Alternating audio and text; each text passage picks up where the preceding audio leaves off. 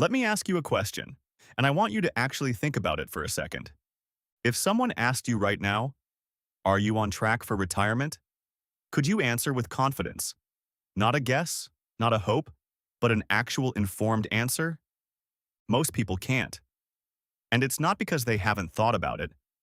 It's because nobody ever gave them a clear target, a number, a benchmark to measure themselves against. That changes today. I'm going to walk you through what the research says you should have saved by age 40, 50, and 60, and more importantly, why those numbers are what they are, so they actually mean something to you. Now, a lot of people watching this are going to feel behind. If that's you, stay with me, because the second half of this video is specifically for you. Being behind is not a life sentence, but knowing where you stand is the only way to start closing the gap. Let's get into it. Before we look at the numbers, let's talk about where these benchmarks come from. Because once you understand the logic, they stop feeling arbitrary. Retirement planning works backwards. You start with the question, how much do I need to live on in retirement? And work backwards to figure out how large your savings need to be to generate that income. There's a principle used widely in financial planning called the 4% rule. The idea is this. If you have a well-invested retirement portfolio, you can typically withdraw 4% of it per year without running out of money over a 30-year retirement. So if you need $60,000 a year, you'd need a portfolio of about $1.5 million. If you need $40,000 a year, you'd need roughly $1 million. The math is simple. Divide your annual income need by 0.04. Most people's retirement income won't come entirely from savings. Social Security plays a role, and we'll cover that in a future video. But your personal savings need to cover the gap between what Social Security provides and what your actual lifestyle costs. That's the engine behind the benchmarks we're about to look at. They're not random. They're built on decades of research into how markets perform and how long retirements last. With that foundation in place, let's look at the first milestone. By age 40, the widely cited benchmark, used by Fidelity and backed by financial planning research, is to have saved approximately 3 times your annual salary. If you earn $60,000 a year, the target is roughly $180,000 in retirement savings. If you earn $80,000, you're aiming for around $240,000. Why 3 times? Because of the math we just walked through. If you started saving in your mid-20s and contributed consistently, compounding growth does a significant portion of the work. The money you saved in your 20s has had 15+ years to grow. 3 times salary at 40 reflects both your contributions and what that compounding has produced. Here's why this milestone matters specifically. Your 40s are when compounding starts showing up in a meaningful way. The money you save and invest now has 20 to 25 years to grow before a typical retirement age. That means every dollar you put in today doesn't just count as a dollar. It could be worth $2, $3, or $4 by the time you retire. What you do in this decade matters more than most people realize. If you're at 40 and well below that 3 times target, you are not alone.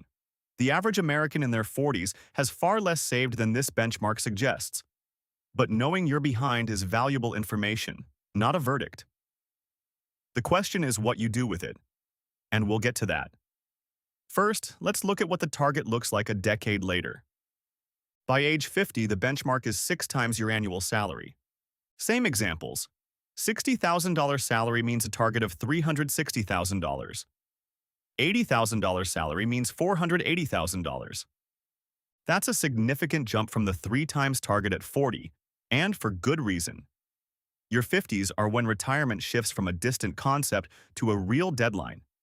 For most people, it's now 10 to 17 years away. The window for compounding is narrowing, which means your own contributions start to carry more weight. Here's the piece of good news that most people in their 50s don't know about. The IRS gives you a meaningful advantage once you turn 50. It's called the catch-up contribution.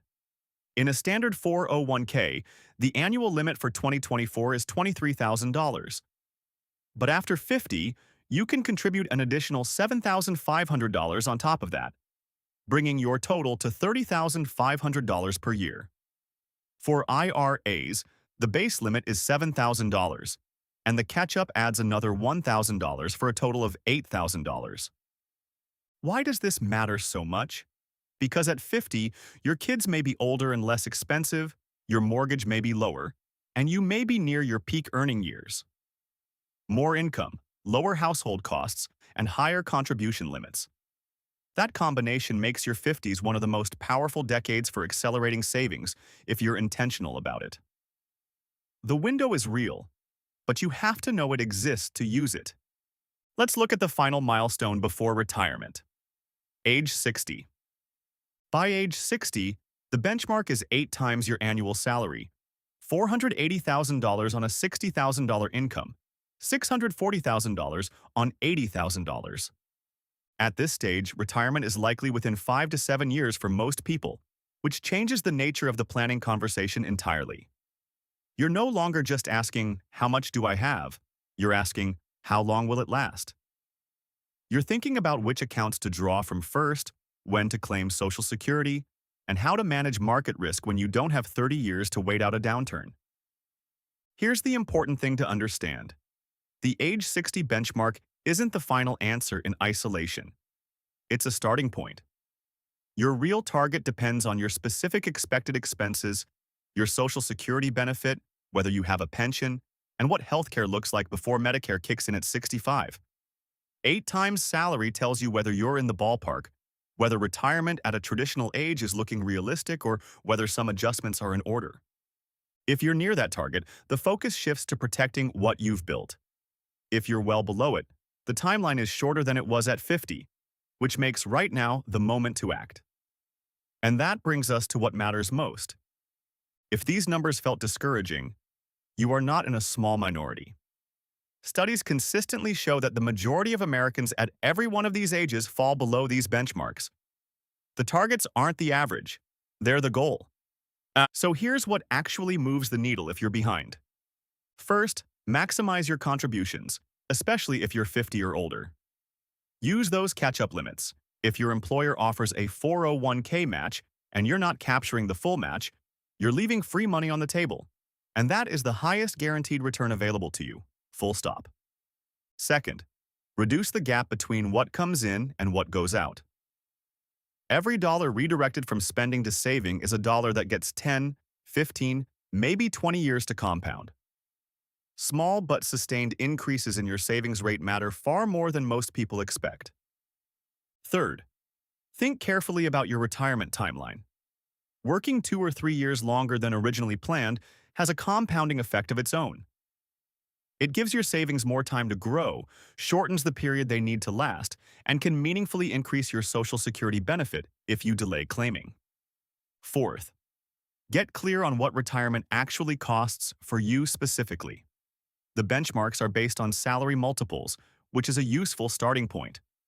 But your real number is built from your actual expected expenses. If you plan to live modestly, your target may be lower than these benchmarks suggest. If you want to travel or help family members financially, it may be higher. Know your number. Being behind isn't the problem.